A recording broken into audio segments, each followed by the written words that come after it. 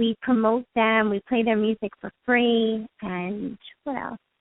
I don't know. We had a lot of great. I mean, this year we got to interview Lisa Loeb, Melissa Etheridge. We had Air Supply on. We had. I've been with TV Nix. I was at the VH1 taping with Carrie Underwood. We did her. Wow. What was that? VH1 Unplugged. I was that. I mean, Tiki Barber. Not Darryl Strawberry. I don't know. Just so many sports players and guys. You know who we befriended? Drake from the Black Sheep. I wrote his bio for him, and oh my God, what a nice man! It's so nice. He tweeted it out too a couple times. If you need a bio, she did mine. Go to Alysia Stern. What a nice man! And just all the freestyle artists that we interview. So it's great. It's a great platform for people to get heard. That's really what it is.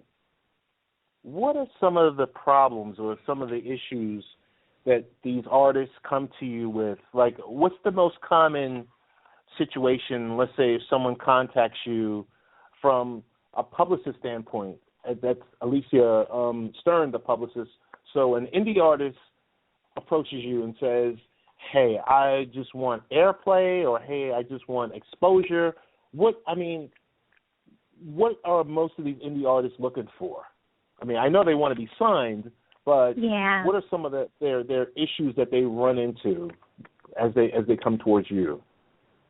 There's a couple different issues. One is the money. They don't have the financing to. Most of them do, but some of them don't have the financing to actually master their track.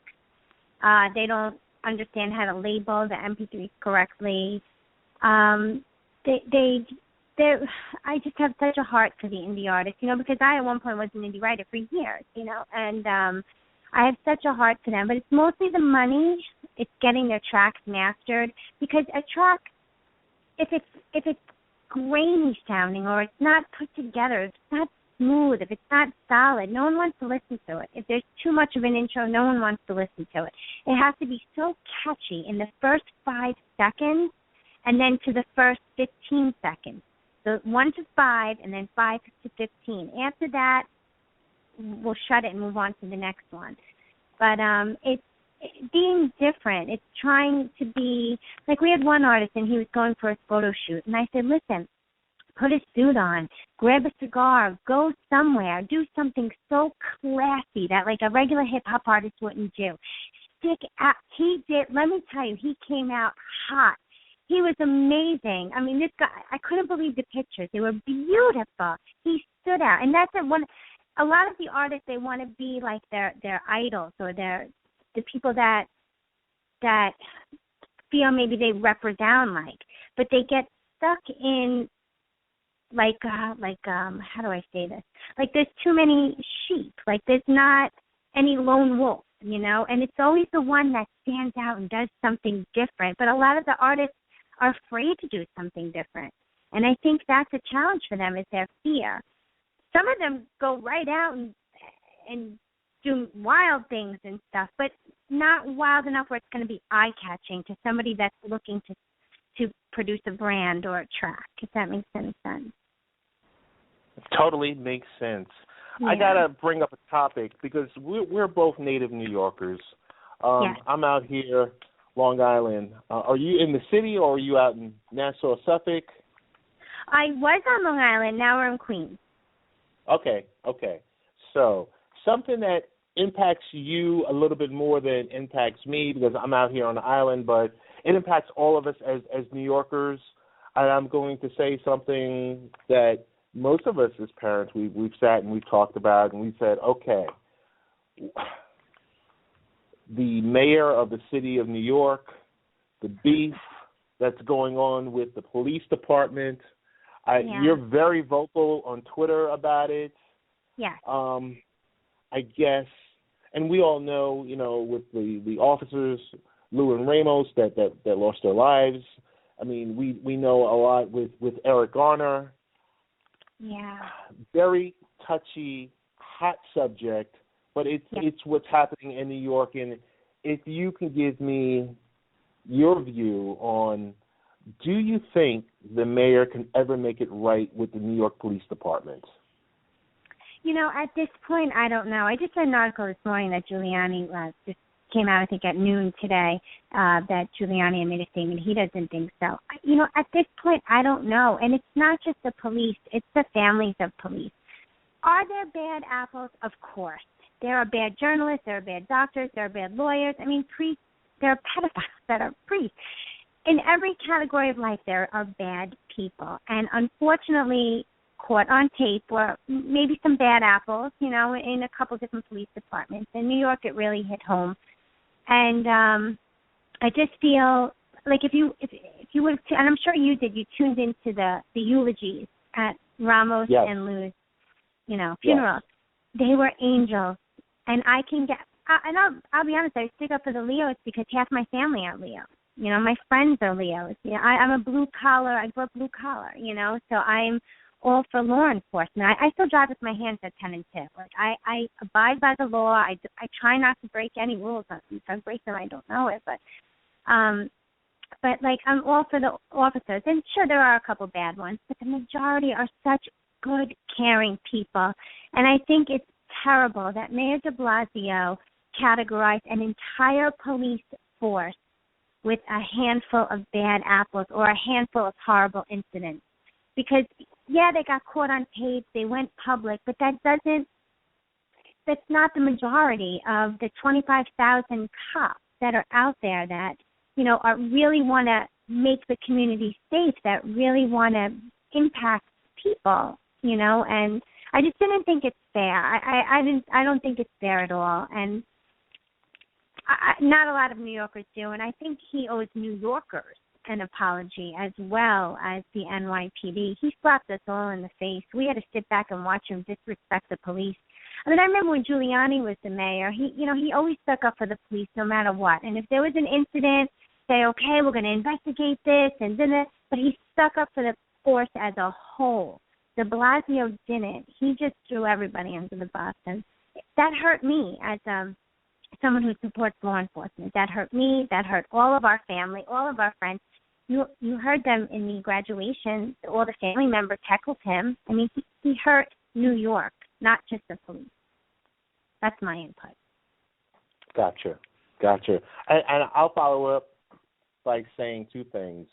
There's two hashtags we all saw on Twitter: Black Lives Matter and All Lives Matter.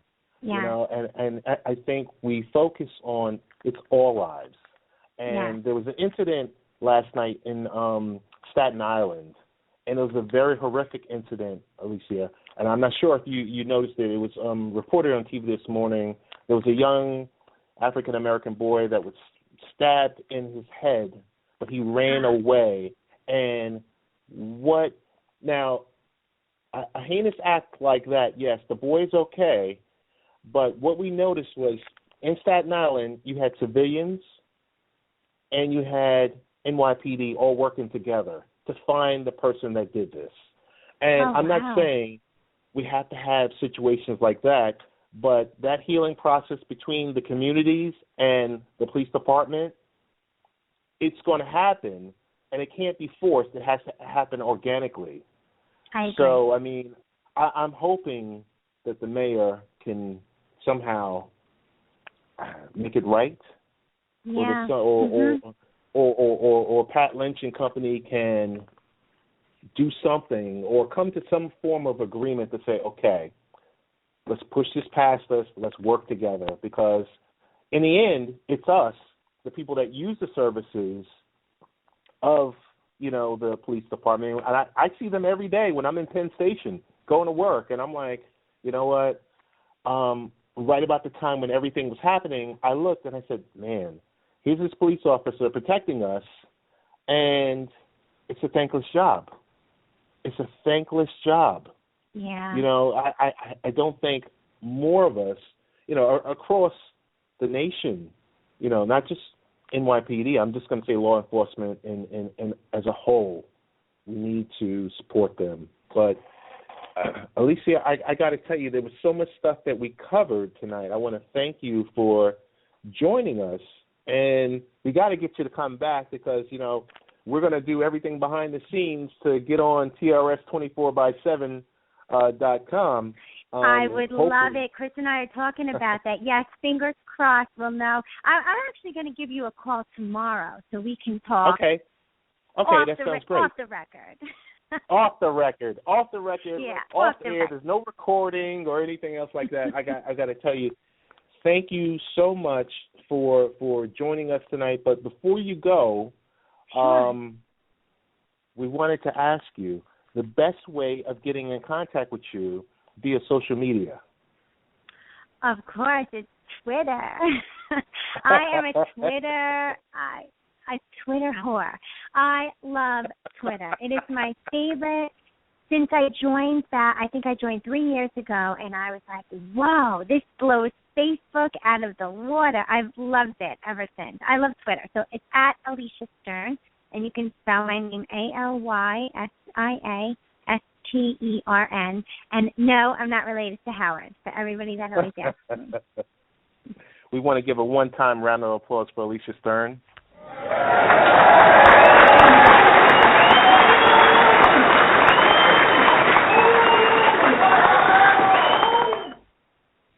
Alysia, thank you so much, and we will be talking tomorrow, okay? Yes, Ted, you got it. Thank you. And hello, I'll be listening to the 2 other guests. Many blessings, and God bless all of you. All right, thank you. God bless. All right, that was Alysia Stern. Covered so many topics from lifestyle, parent, blogger, publicist, writer, network owner, programming director, you name it. So it was great to speak with Alysia. We're going to go for a quick break, and once we get back from the break, we're going to be speaking about Rich Valdez about the state of streaming media. We'll be right back.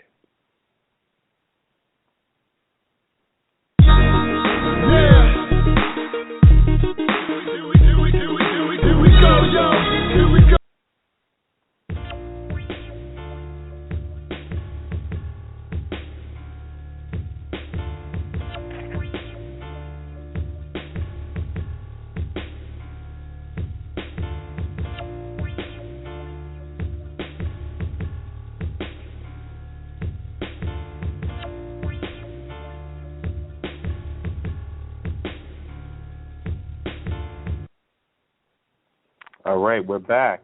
Before we bring on Rich, we're going to talk really quickly about Icy Hot Smart Relief. Did you know that 31 million Americans experience lower back pain at any given time? And for those who suffer from generic chronic pain, the lower back pain is the most common plagued area. And guess who's America's number one trusted pain reliever? Icy Hot. And they've launched the Icy Hot Smart Relief. It's a device to combat the medical problem that impacts so many Americans each year. Some benefits to Icy Hot Smart Relief. It's compact in size, drug-free, over-the-counter availability, easy to use and remove, and requires no assembly. Safe to use all day and will automatically shut off after 30 minutes. It's affordable price range and available in grocery stores and drugstores and large retailers like Walmart and Target. That is the Icy Hot Smart Relief. All right, Icy Hot Smart Relief, you got your plug. To the PR team, thank you so much for the review item. Without further ado, we're going to bring on technologist, strategist, leader of men, salt of the earth, none other my than father's son. What's going on, Rich? What's up, Ted? How you doing? Pretty good. It's always good to speak to, like I said, our first guest, Alysia Stern, was a New Yorker, and you're also a New Yorker, and I guess New York is in the house tonight, but we're going to talk about the state of streaming media, and a lot of people have, kind of sent me direct messages. What are you guys talking about? What's happening? What's new? All right. When the state of streaming media, and let's just say I don't even mention Chromecast versus Fire versus Apple TV, all the above.